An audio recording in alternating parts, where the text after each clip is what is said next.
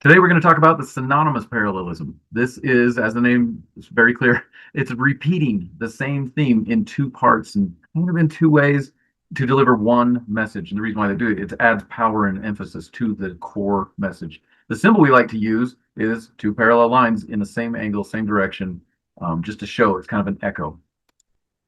One of the examples that we found in contemporary literature is the Walt Whitman poem. He talks about, "Oh, captain, my captain, our fearful trip is done. The ship has weathered every rack. The prize we sought is won." So the overarching message is we finished a journey.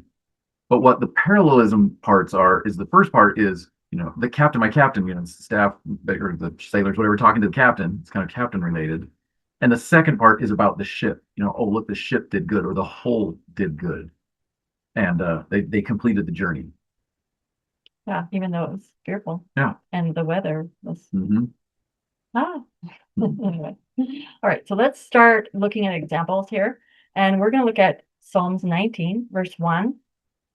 But I invite you to open your scriptures and to read along, as I'd like to show you more context than just the one verse. And then we'll go in to look into one verse.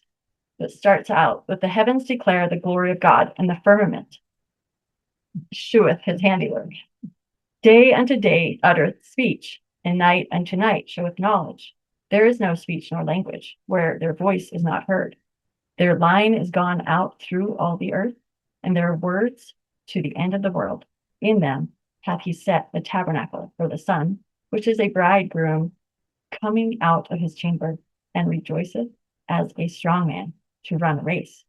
His going forth is from the end of heaven, and his circuit unto the ends of it, and there is nothing hid from the heat thereof."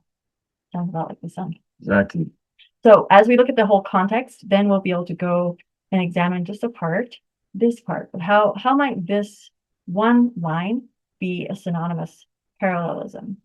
Right. If you look, there's some key words on this one. It's a really good example because look at the word declare and show. They're kind of the same thing. It's expressing, showing, it's declaring. Those go together. And then the words glory of God and handiwork are different ways of saying the same thing. So you can see the parallelism. The first part matches the second, and it just strengthens that overarching message and like the testament of God's handiwork. Yeah, so it's parallel. The second line is parallel to the first. So another example is in Psalms 51.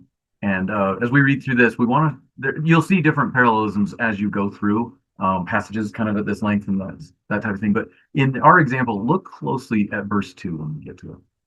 So let's open our scriptures and read along.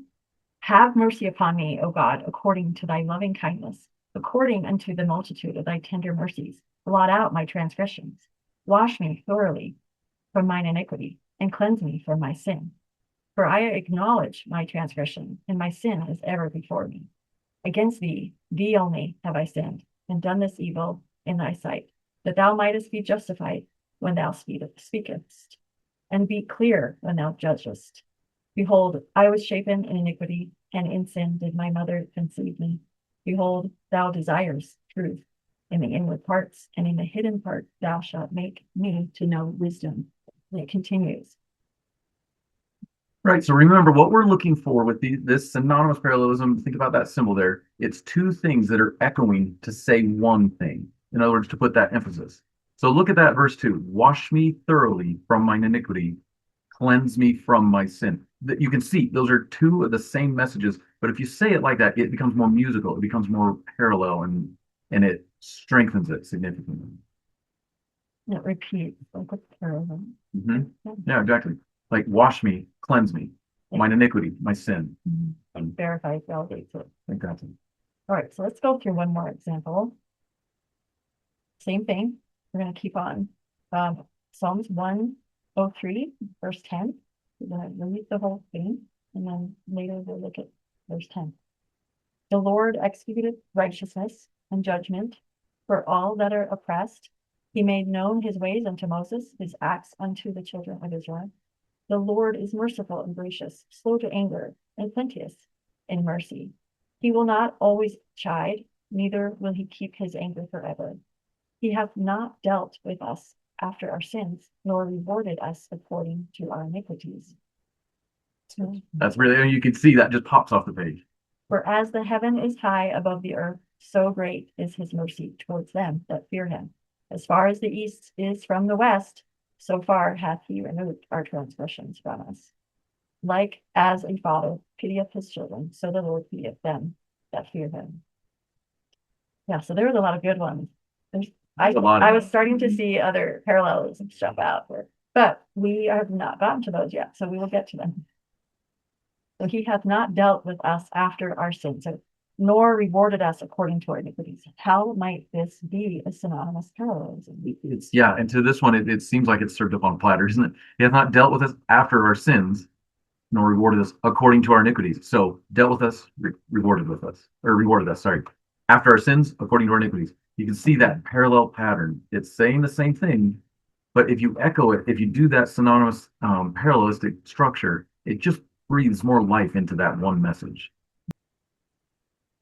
Hey, come and join us in our live discussions or see those recordings for more practice.